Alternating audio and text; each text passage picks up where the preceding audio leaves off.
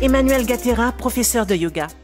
Y a-t-il des différents types de cette intéressante pratique? Ou ce sont juste des respirations, des expirations et quelques étirements seulement?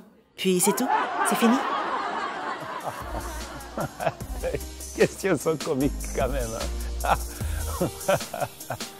Non, en fait, la science qui a été conçue par nos ancêtres, c'est une science. En fait, on est humble face à ce qu'ils ont fait. Ce n'est pas nécessairement des pyramides qu'on voit, mais cette science était le yoga des anciens égyptiens, c'était le yoga intégral. Je vais résumer en 4 parties. Donc il y a 4 parties qui résument ce yoga. D'abord, il y a le yoga qu'on appelle la dévotion. On va cultiver l'amour de soi, l'amour des autres et puis l'amour de l'humanité. La deuxième partie, surtout, c'est ce qu'on appelle la volonté.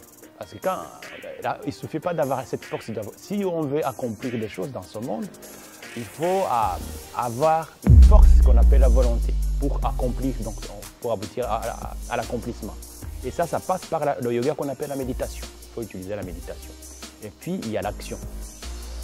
L'action, c'est le yoga de la justice. Parce que nous vivons dans un monde où on pense que la violence, l'agressivité, la haine, dans le temps, il fallait cultiver l'harmonie. Donc ça passait par la force, le yoga de la justice et la vérité.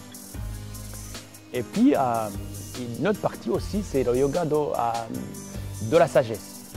Il fallait avoir la raison, comprendre les choses, comprendre l'univers, comprendre toute la création. Ça passait par ce qu'on appelle la sagesse.